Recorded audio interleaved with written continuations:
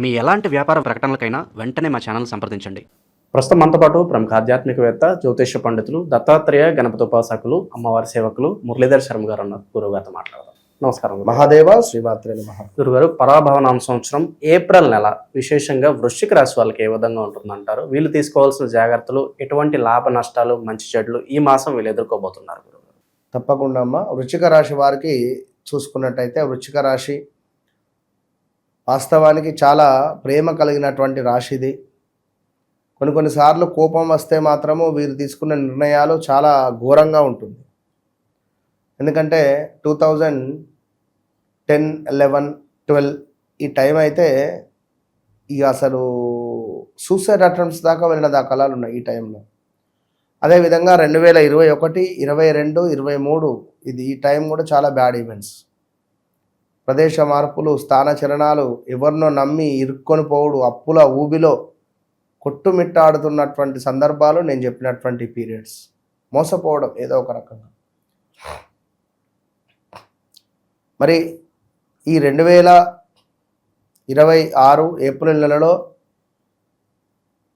అనుకూలంగా ఉంటుందా ఉండదా వృశ్చిక రాశి వారికి అని అనుకునేటువంటి సందర్భాలలో గురువు 8వ భావంలోనే ఉండబోతున్నాడు. ఎందుకంటే ఎగ్జాక్ట్లీ ఈ యొక్క వృశ్చికానికి ఆపోజిట్లో మనకు వృషభం పడుతుంది.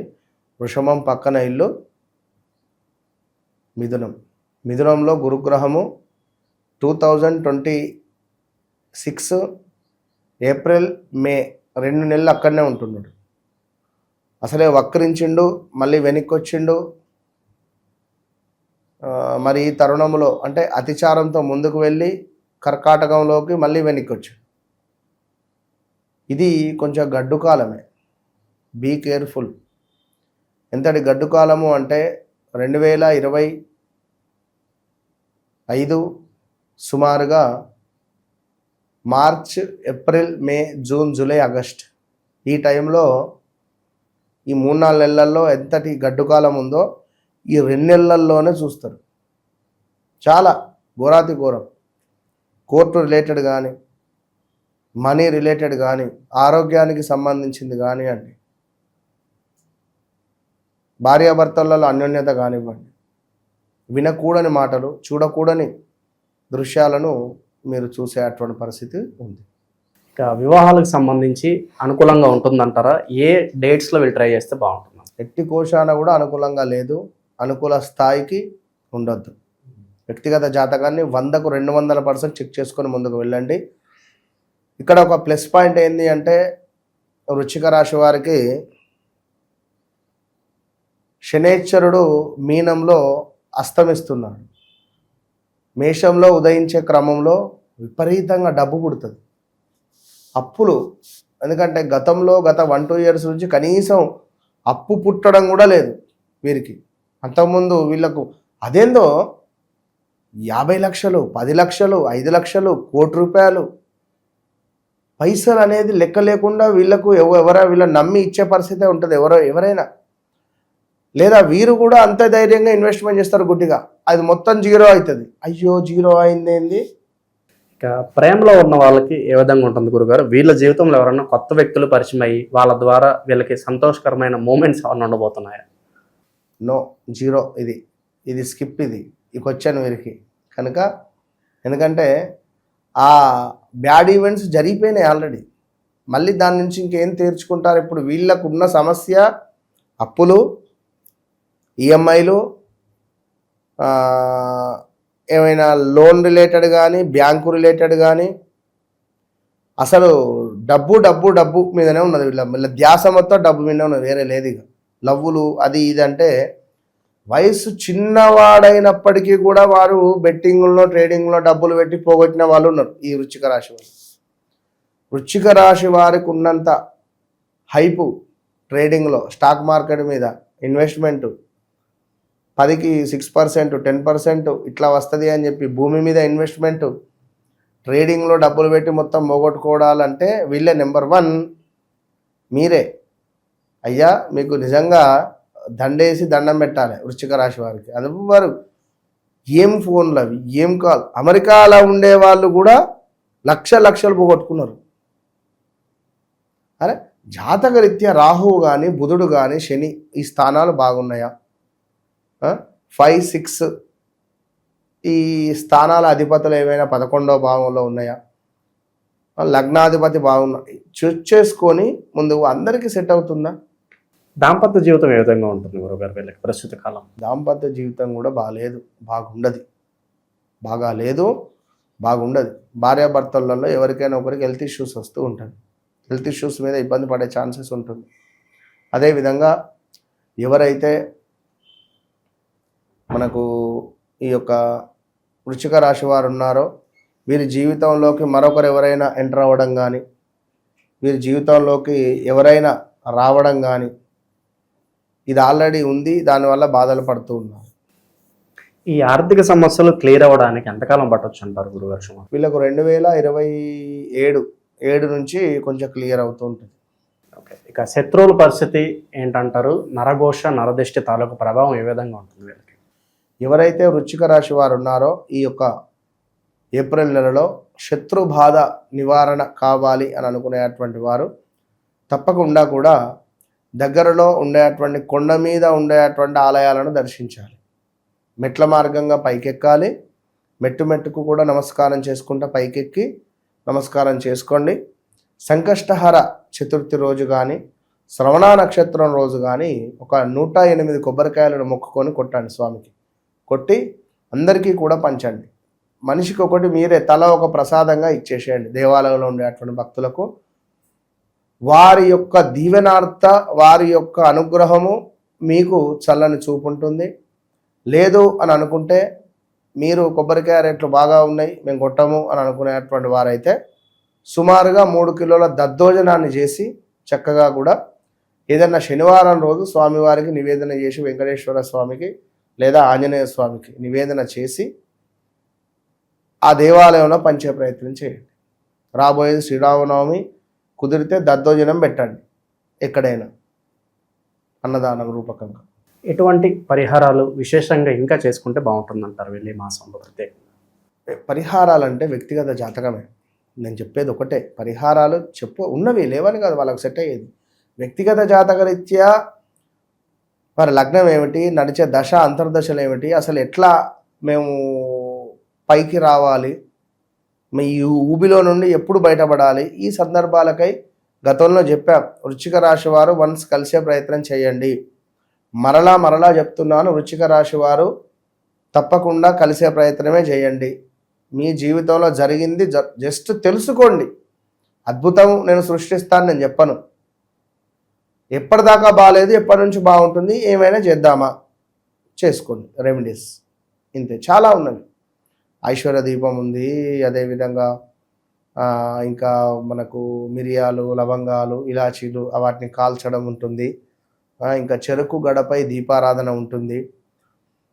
ఇంట్లో ఒక వస్తువు అంటే ఒక ఎరుపు రంగు క్లాత్లో కొన్ని వస్తువులను మిక్స్ చేసి అంటే కట్టి మనకు ఆగ్నేయ మూలలో పెట్టుకోవాలి.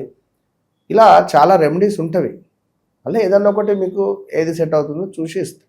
ఓవరాల్గా ఈ మాసం వీళ్ళకి ఏ విధంగా ఉండిపోతుందో మంచి విశ్లేషణ అందించారు. ధన్యవాదాలు. మహాదేవ. శ్రీ గురుభ్యో నమః. శ్రీ మహాగణాధిపతయే నమః. వృశ్చిక రాశి. ఈ రాశి వారికి ఈ నెలలో ఇంటి యందు శుభకార్యాలు చేయడము జరుగుతుంది. దానివల్ల ఆర్థిక ఇబ్బందులు పడతారు. ఆదాయానికి మించినటువంటి ఖర్చులు వస్తాయి, ఇబ్బందులుగా ఉంటారు. ఇక ఉద్యోగస్తులకు కార్యాలయాలలో అధికారుల చేత చీవాట్లు పొందడము, మెమోలు అందుకోవడము జరుగుతూ ఉంటుంది. చేయని పనికి శిక్షలు అనుభవించడము, చేయదగని పనులు చేయడం, అలాంటి చేయడం వల్ల పరపతి వెళ్ళిపోతుంది. 10 మందిలో చెడ్డ పేరు రావడం జరుగుతుంది. కష్టాలు కొని తెచ్చుకోవడం అనేటువంటిది జరుగుతూ ఉంటుంది వృశ్చిక రాశి వారికి. ఈ నెలలో అసందర్భ ప్రేలాపనలు చేస్తుంటారు. దానివల్ల కలహాలు జరగడము, విరోధాలు ఏర్పడడం అనేటువంటి జరుగుతుంది. అనవసరమైన ప్రయాణాలు చేసి ఆరోగ్య నష్టాన్ని పొందడము, డబ్బు నష్టాన్ని పొందడము అనేటువంటి జరుగుతుంది. మొండితనాన్ని ప్రదర్శించి మొండి వైఖరితో జీవితాన్ని నడుపుకోవడం అనేటువంటి జరుగుతుంది. ఈ వృశ్చిక రాశి వారికి ఈ నెలలో చాలా జాగ్రత్త. ఇక మొదటి వారం కనుక మనం చూసుకున్నట్టయితే డబ్బు ఎక్కువగా ఖర్చు అవ్వడం, అధికమైనటువంటి ఒక ధన నష్టం జరుగుతుంది. ఎప్పుడూ భయంగా ఉంటుంది. విశేష భయం, ఎవరో వచ్చి తరుముతో వచ్చి కొడతారాము అన్నట్టుగా అంత భయంతో ఉంటారు. ఎవరితో మాట్లాడాలన్నా భయంగా ఉంటుంది. ఎవరి ముందుకి 10 మందిలోకి వచ్చి కూర్చొని మాట్లాడడం అనేటువంటి చేయలేకపోవడము, ప్రతిదానికి భయపడము, అనుమానపడము, ఇవన్నీ కూడా ఉంటాయి. బంధుమిత్రులతో విరోధాలు ఏర్పరచుకుంటారు. యత్న కార్యభంగము, చేసేటువంటి ఒక ప్రతి కార్యం కూడా భంగం ఏర్పడి మానసికమైనటువంటి ఒక వైకల్యం చేత ఏది మాట్లాడాలో ఏది మాట్లాడకూడదో అనేటువంటి ఒక ఆలోచన లేకుండా బుద్ధి చాంచల్యంతో తిరుగుతూ ఉంటారు. చాలా జాగ్రత్త. అంతేకాకుండా ఇలా బుద్ధి చాంచల్యంతో తిరుగుతూ ఉండడం వల్ల ఒక స్త్రీ వలన మీ ఇంట్లో మీకు కొట్లాటలు రావడము, ఇబ్బందికరంగా ఉండడము, దానివల్ల కలహాలు ఏర్పడి వైరుధ్యాలు ఏర్పడడం అనేటువంటి జరగడానికి ఆస్కారం ఉంది. కాబట్టి చాలా జాగ్రత్తగా ఉండండి. ఇక రెండవ వారం కనుక మనం చూసుకున్నట్టయితే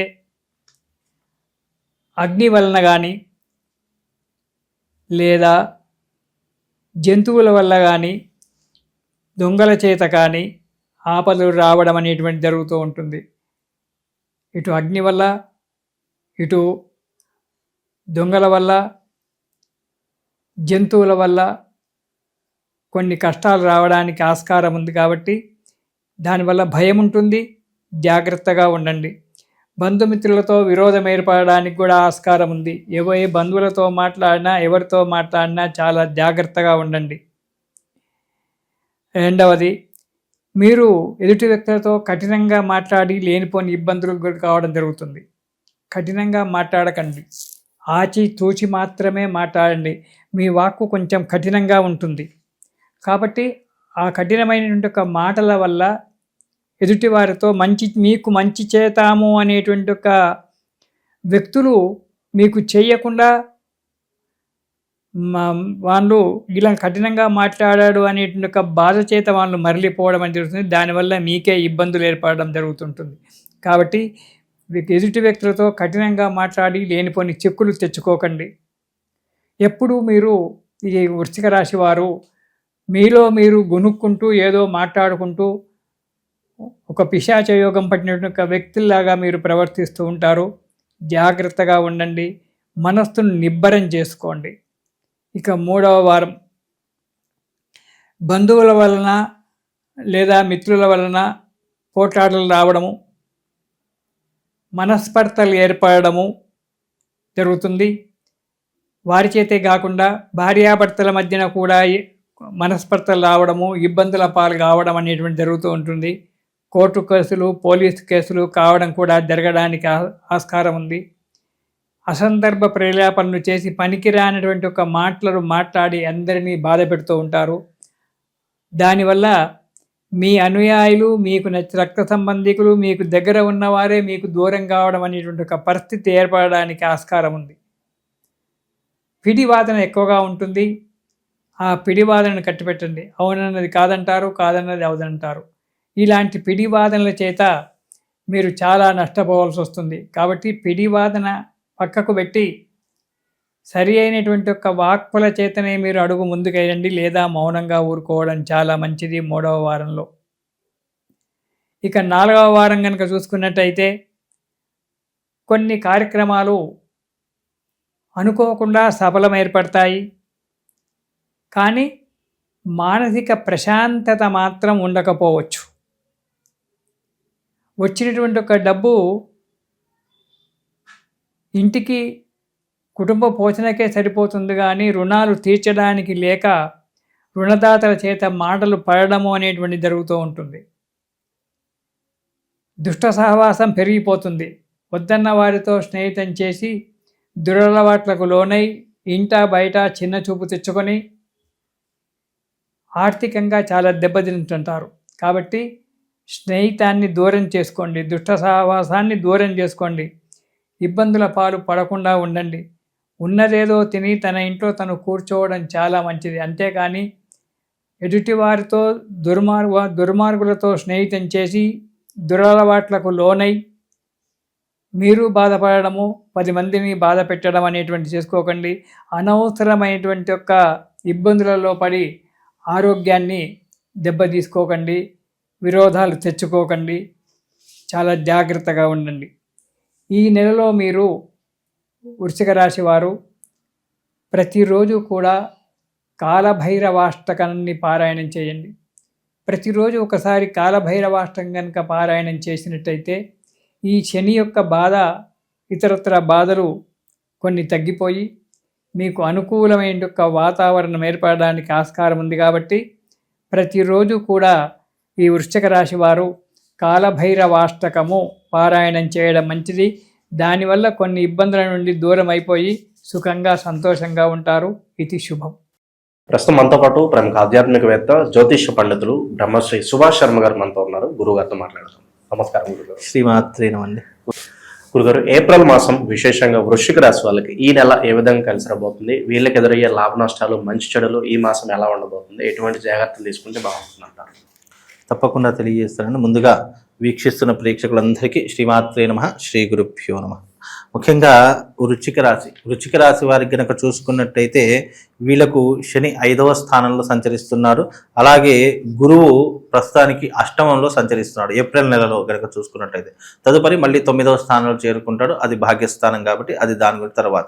ఇప్పుడు అష్టమ స్థానంలో గురు సంచారం, పంచమ స్థానంలో శని సంచారం అనేటటువంటిది వీళ్లకు కాస్త ఇబ్బందికరమైనటువంటిదే అని చెప్పుకోవచ్చు. వృశ్చిక రాశి వారికి ఈ మాసం కాస్త గడ్డు కాలం అని చెప్పుకోవచ్చు.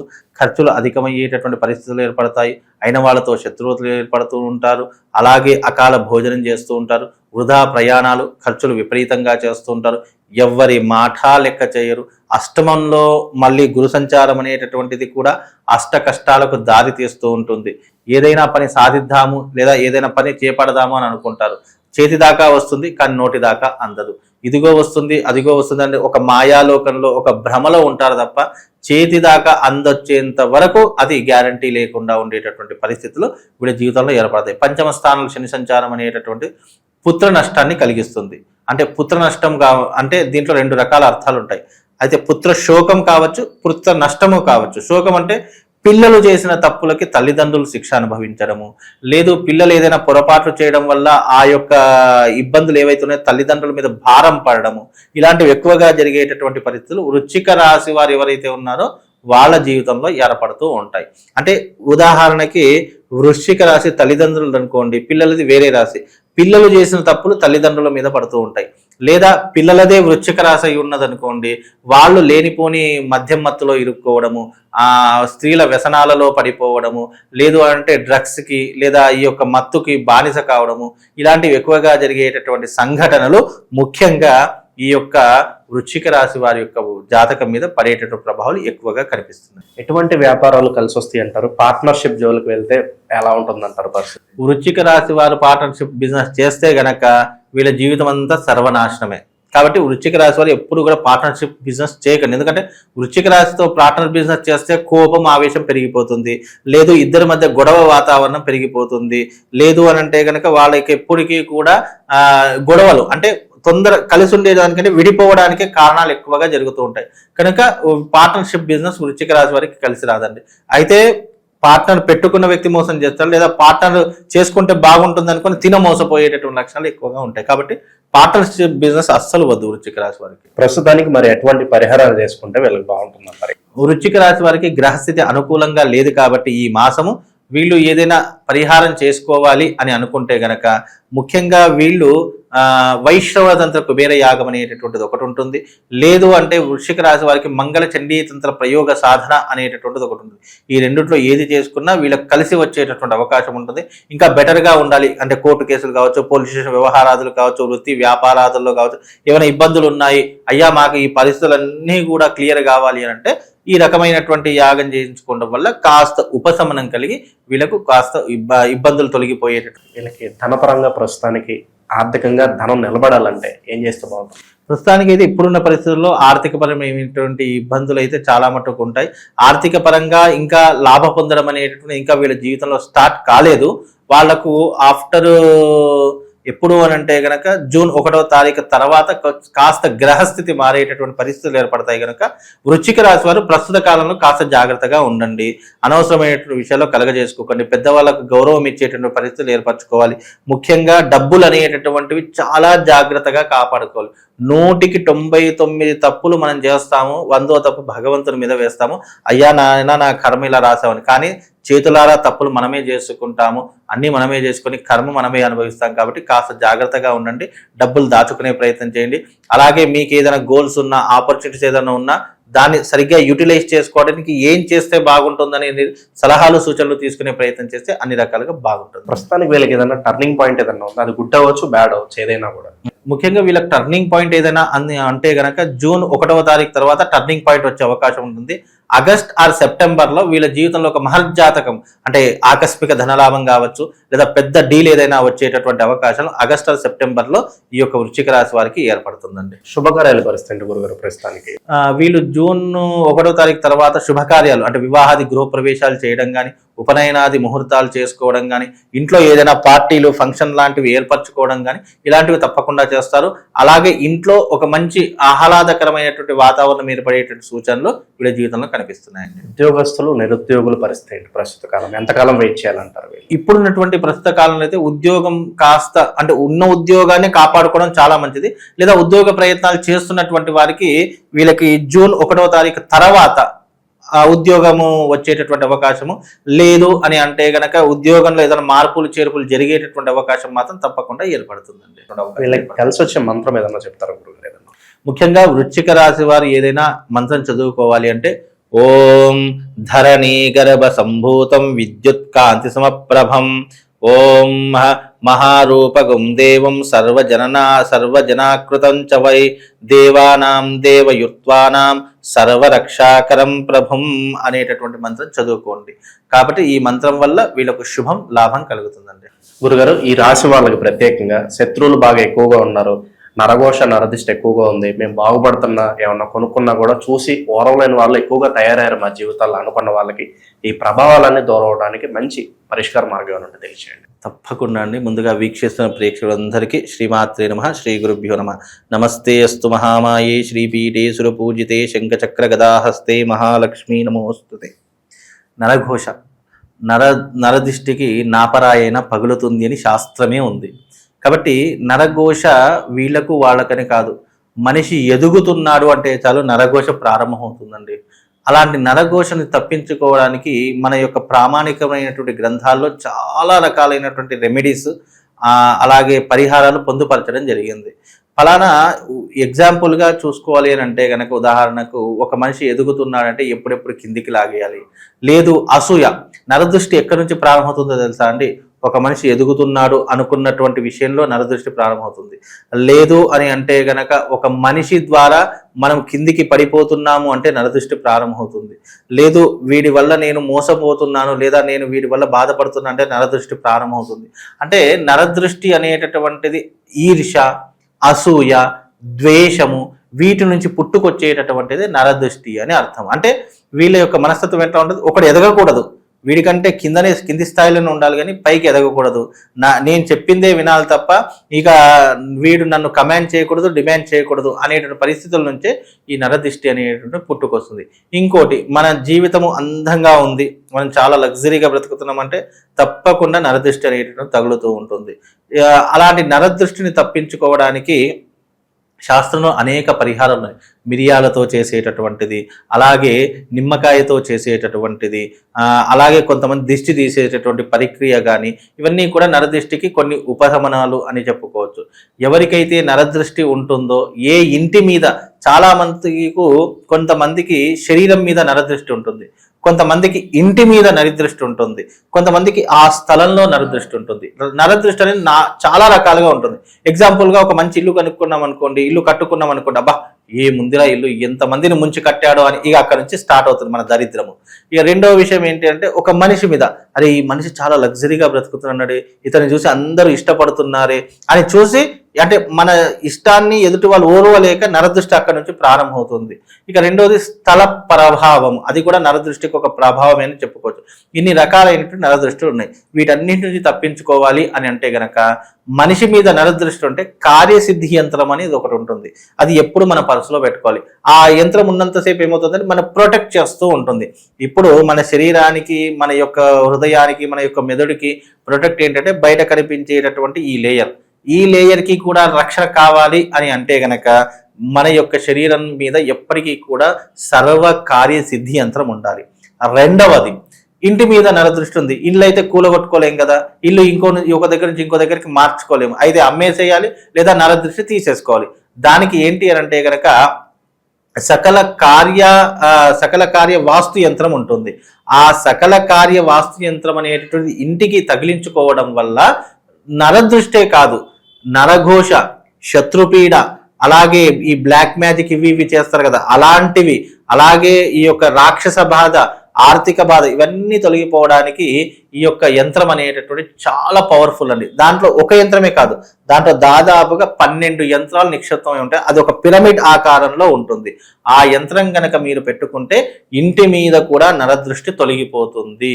ఈ రకమైనటువంటి పరిహారాలు చేసుకోండి. ప్రతిరోజు ఇంట్లోకి వెళ్ళేటప్పుడు కాళ్ళు కడుక్కొని వెళ్ళాలి. అలాగే ఇంటి నుంచి బయటకు వచ్చేటప్పుడు నోటిలో ఒక లవంగా వేసుకోండి. దానివల్ల నరదృష్టి అనేటటువంటిది ఉండదు. అది మిమ్మల్ని ఒక ప్రొటెక్ట్ లాగా చేస్తూ ఉంటుంది. అలాగే ఈ యొక్క నరదృష్టి వల్ల ఎవరైనా బాధపడుతున్నారు, ఇంటి మీద నరదృష్టి ఉందా, శరీరం మీద నరదృష్టి ఉందా తెలుసుకొని ఈ పరిహారాలు చేసుకుంటే కొంతవరకు మీకు ప్రొటెక్ట్ కలిగి కొంతవరకు మీకు ఉపశమనం అనేటువంటి కలుగుతుంది. మంచి విశ్లేషణ అందించారు. ధన్యవాదాలు.